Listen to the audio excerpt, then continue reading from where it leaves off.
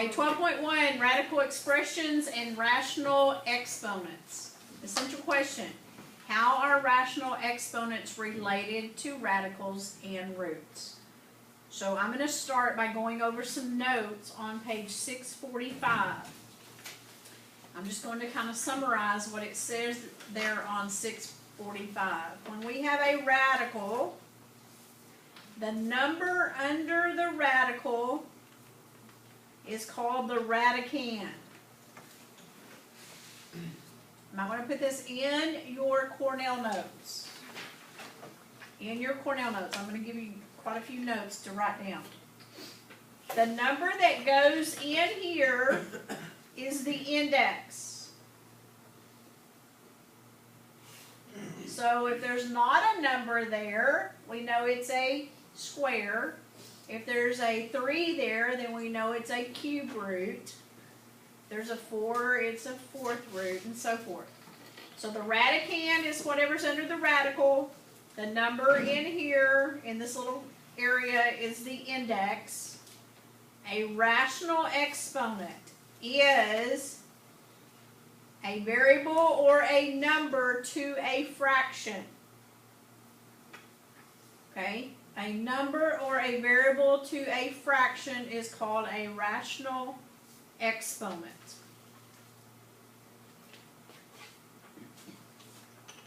This is also not in your notes, but x to the 1/2 really means square root of x.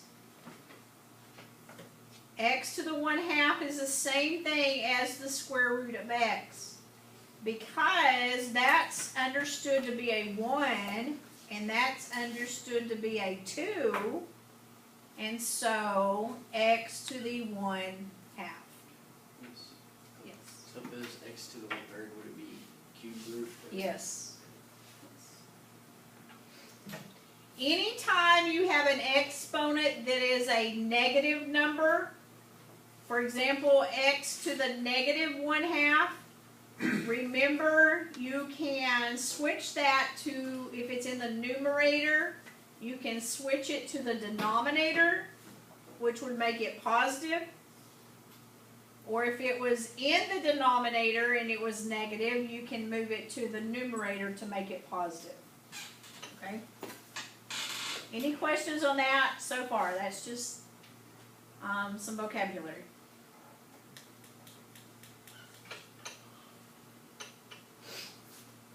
Alright, I just went over that. X to the -1/2 means 1 over x to the 1/2. Let's look at 27. I'm going to write it bigger.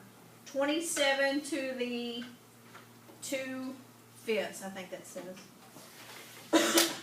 Now, I can write this a couple of ways. I can write it the 5th root of 27 and all of that squared. This right here is the exponent.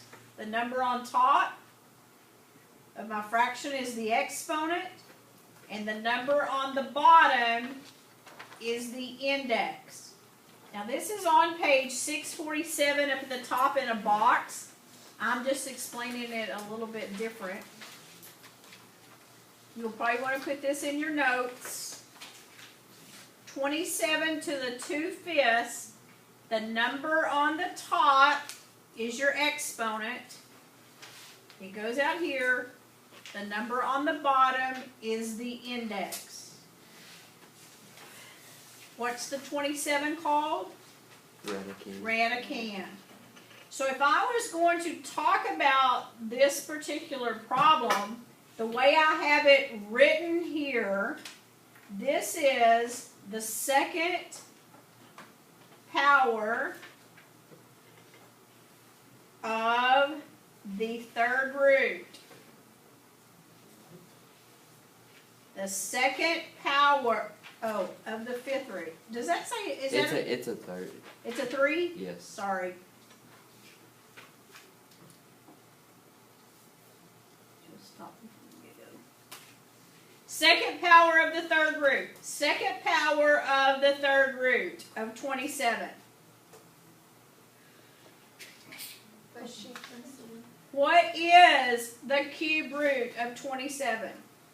What is this part in parentheses? What is the cube root of 27? 3. What is 3 squared? 9. So my answer, 27 to the 2/3 is 9.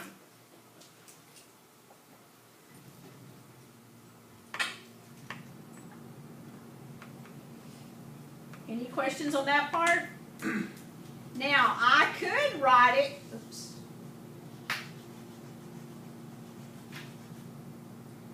I could write it 27 to the 2/3 like this. The cube root of 27 squared. So I could put the square just on the 27. This would be explained or written, the third root of the second power.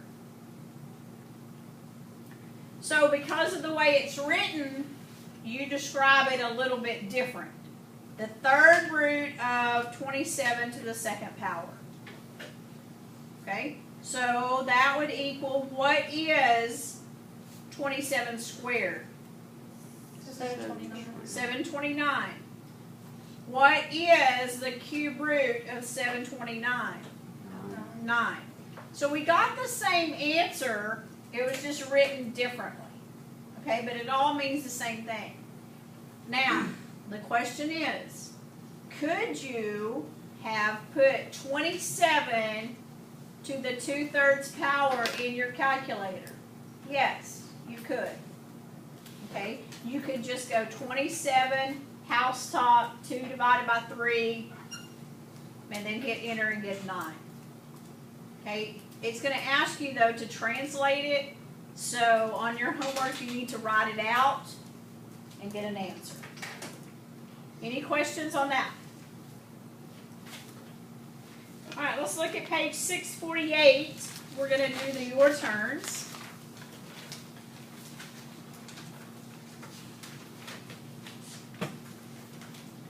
Let's look at A. This says negative 32 over 243 to the 2/5 power. Now, since this is in a fraction, I want your answer as a fraction. Okay, so I could do this several ways. I would suggest that you do these separate, but let's start out by writing it all together. So what number goes here in the index? 5. Negative 32 over 243. Then what number will go outside the parentheses? 2. 2.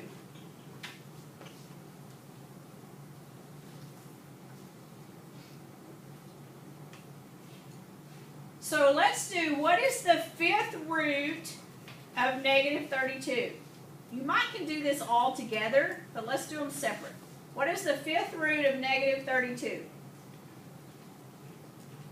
-2. And then square it. 5th root. How would I do 5th root? Negative 32 to the 1/5 power.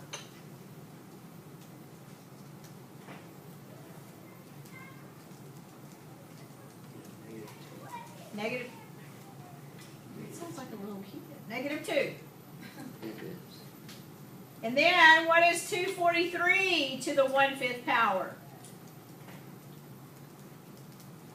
3. 3. So what is negative 2 squared would be 4, and 3 squared would be 9. Now, you could do that back here. You could do it all to the 2/5. What's going to happen, though, if you do negative 32 over 243 to the 2/5 power? Somebody do that real quick. It's only giving one number. It's gonna give you a decimal, isn't it? Negative 30. Okay, we don't want it in decimal, it's in fraction, we want our answer in fraction. My suggestion is you do the numerator separate than the denominator. You can leave out that step right there if you want. Just do negative 32 to the 2/5 power. When you do that, you must put the negative in the 32 in the parentheses. Okay, put the negative in parentheses also. Any questions on that? Part B. 3y to the b over c. Now all it's asking you to do is to translate it, to change it. So what goes in my index? C. C. What goes as my radicand? 3y. 3y. And what goes here is my exponent? B. B. There's nothing you can do. You can't simplify that. So you just leave it as your answer.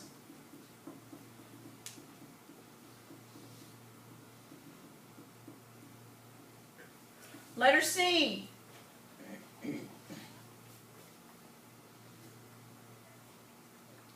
.5 to the 9th, the cube root of 0.5 to the 9th power. How would I write that? 0.5, 1/3. 0.5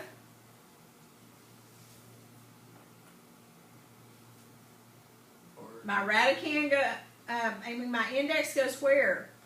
On the bottom. 0.5 to the 9/3, which is actually 0.5 cubed, right? What is 0.5 cubed? 0.1. Oh, 1.25. 0.125. There we go. 0.125.